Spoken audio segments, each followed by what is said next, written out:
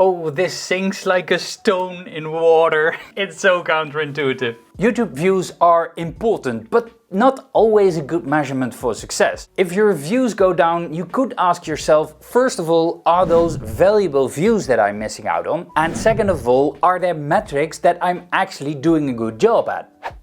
For the algorithm, it's all about audience. With every video that you release, it learns a little bit more about what kind of viewers that like your videos. If you have one consistent audience, it is much easier for the algorithm to pick up on audience patterns, which means that for your next video that you will release, that it knows better who to push out your videos to. Knowing this, you can actually program the algorithm a little bit by telling it, hey, these are my ideal viewers, go and look for a similar audience like this. But that probably means that you will lose out views in the short run. So losing views is not always a bad thing. For this to work, it helps to know who your ideal audience is in age, sex, location, language, fears, motivators. A couple of these basic stats you can find in your YouTube analytics to see if you're on track with your channel.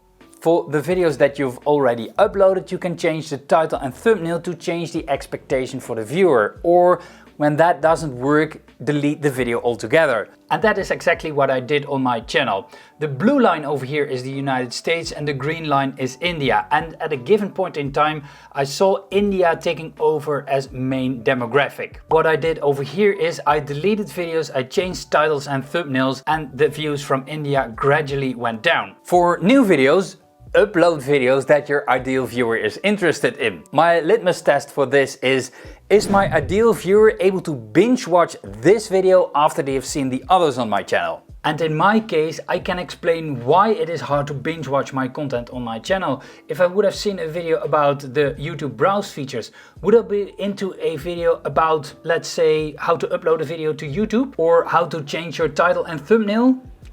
Probably not.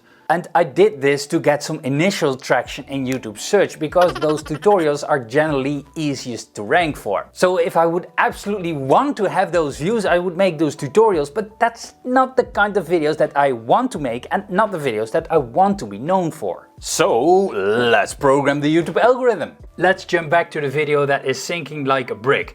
I only changed the title of this video. I changed it from how to upload a 4K video to YouTube to how to upload videos to YouTube. This video had a couple of problems from the start, which reflects badly on my whole channel since it was the video that got me the most views. And although the video does exactly what the title and thumbnail say, it is not the search intent for a lot of YouTube viewers, judging by a lot of comments of people wanting to die me of horrible diseases.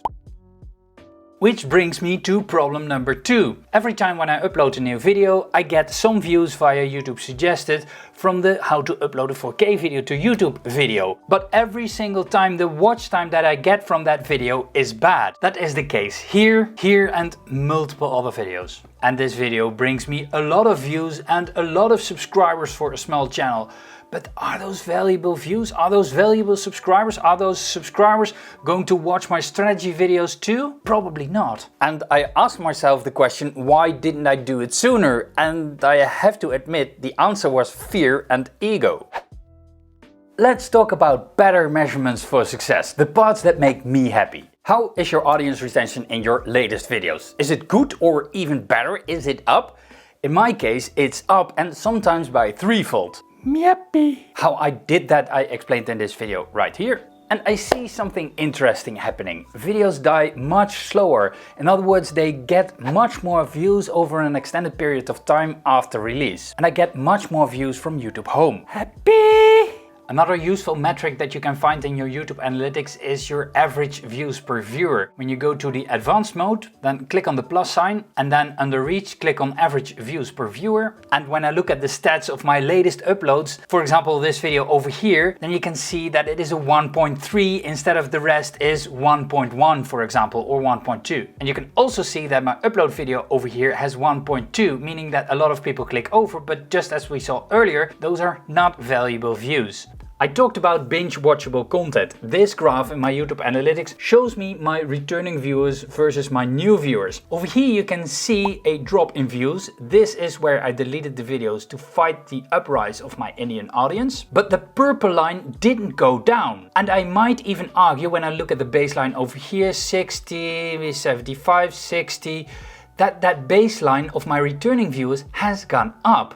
Every time when you release a new video and you get a high position on your YouTube dashboard when you release a new video, you gain a little bit more momentum. In other words, a little bit more promotion for your next video. Right now, the momentum of my last 10 videos is great. I'm constantly hitting number 1, 2 and 3 positions.